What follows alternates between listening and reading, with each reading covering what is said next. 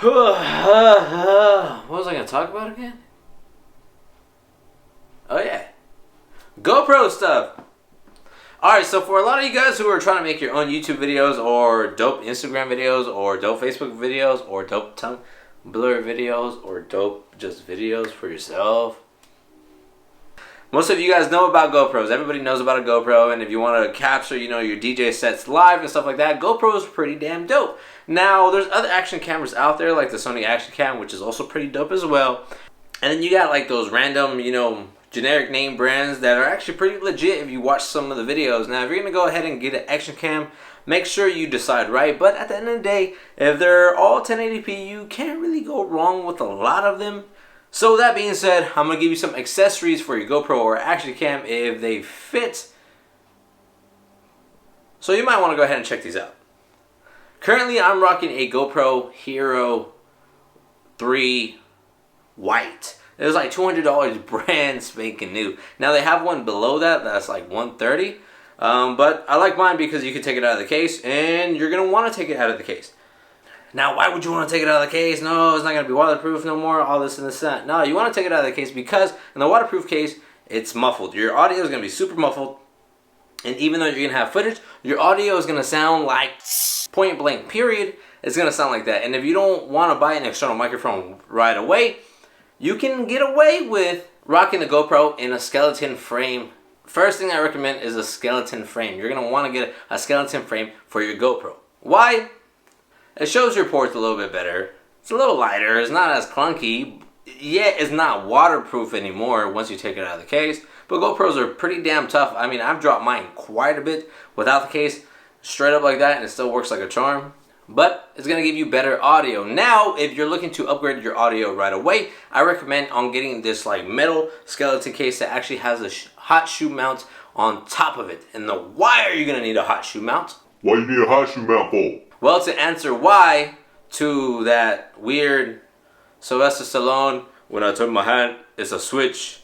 It's like a switch goes off version of me. You're going to want to get a hot shoe mount so you can get an external microphone. Now, looking at the GoPro, at first glance, if you don't know much about them, you might be thinking, but I don't see any mic input on it. From the mini USB, you can actually get a connector, an adapter cable from mini USB to headphone female. Therefore, you can input an external microphone. Now, you're going to want to get some type of case, like I said, like this metal one that I'm recommending with a hot shoe mount, because most external shotgun microphones or most external microphones in general for cameras are going to have some type of cold shoe, hot shoe mount. So you're going to need something to attach to that. Now, depending on the size of the microphone that you put on there and what kind, it's not going to make it so portable if you're going to be carrying it around in your pocket. So if you're going to go to a show and whatnot and you don't mind having it in your backpack kind of big and clunky and then setting it up on the table for your set, then you should be all good to go. But if you're going to be taking it to a festival just for some homies and stuff, it might not be the most portable thing, and you might be better off just not taking the external microphone. And like I said, in a skeleton frame, you'll be pretty good. I mean, it's not going to be the best. It'll be a lot better versus that waterproof case. You need extra batteries. You need extra batteries. You need extra batteries. And you need a solid, good size SD card. You're going to need that because when I first got my GoPro, I think I got like a 16 gig, and I was filling that bad boy up like this, and it was super annoying. As far as batteries, I'm pretty sure I could recommend the Wasabi ones off Amazon. Quick note, everything that I mentioned in this video, I will find links to from Amazon, and I'll put them down in the description if you want to check those out. Now, I'm not no Amazon affiliate, so I'm not going to make nothing off this.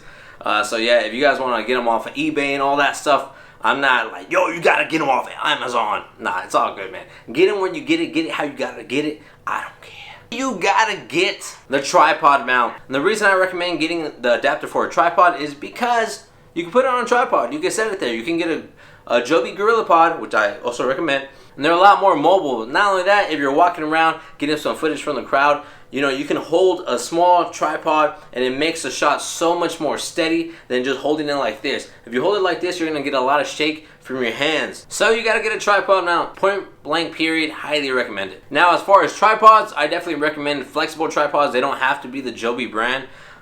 Then again, I've never really messed with a generic version of a GorillaPod, so I couldn't tell you if they're super solid. I've only messed with the actual Joby GorillaPods. So purchase at your own risk. What I'm going to link down below is probably a Joby GorillaPod. Now the reason you want a flexible tripod is because you can obviously flex it and put it into a lot of places that are out of the ordinary and a regular tripod probably wouldn't fit in. So you can get it, you know, right above your DJ setup. You can really curl it some ways and stuff like that. You can really maneuver it to fit in tight DJ booths if that's what you want to do. Not only that, for you mobile guys, even though it might look out of the ordinary, it might catch your eye too much in a bad way, having a GorillaPod wrapped around a speaker pole or a part of your truss. I mean, you could do that. They do sell all black ones, so they might be able to hide a lot easier. Now for you mobile guys, if you guys don't want to go with, you know, the flexible tripod way of mounting it to a speaker pole or your truss for those mobile gig time lapses, go ahead and grab a flexible clamp. Basically all it is a clamp. You can clamp it to whatever is clampable. Then it has a gooseneck where your GoPro will attach to, so it has some flex in it as well, so you can definitely adjust the angle the way you like it. Now I didn't even talk about microphones. I mean, I mentioned them, but I didn't mention which ones you guys should get. Now having a microphone, now having an external microphone is not, you don't have to do that, but if you're doing YouTube videos like me in a controlled area like this, I mean, GoPros in general are not the best for that unless you have a clean setup as far as your background and stuff like that. What I found with my issues with GoPros was trying to set up the shot. You know, like, this got, man, you can see my dirty drawers on the floor. What? You know, stuff like that. But if you're perfectly fine with having whatever in the shot, then a GoPro can definitely work for your YouTube channel. But that being said, you're going to want to get an external microphone. What external microphone do I recommend? Most likely you're going to go with a shotgun microphone. Now those are directional microphones. I'm actually using one right now. Right now I'm using the Rode Video Micro. Now the price point of that bad boy is like $70, $75, so it's actually not that bad compared to a lot of other shotgun microphones. But if you jump on Amazon or eBay, you can definitely find a shotgun microphone a lot cheaper. The first shotgun microphone I got was the Movo something. It was a small one. It was literally like $13 on Black Friday, and I think right now it's probably like 20 bucks. I like that one. It was really high powered. It took a AA battery. The reason I switched to the micro was because I kept forgetting to turn on the shotgun mic. I kept forgetting to turn on the Movo shotgun microphone, so I have a lot of footage that has no audio. And if there's no audio, I mean, it's cool if it's dope footage, but a lot of it is like vlogs and stuff, and I'm just like, it kind of looked like I was eating there, huh? Depending on the quality of the shotgun microphone, you might pick up some sounds from the right and left, but definitely it's directional. So if you're standing right in front of it or your audio is right in front of it, you're gonna get pretty good quality sound. Now if you don't want to go that way and you're just doing YouTube videos at home and stuff like that, then you could definitely do a lapel. Now if you're using this to record your mixes at home and stuff like that, I don't recommend getting a shotgun microphone.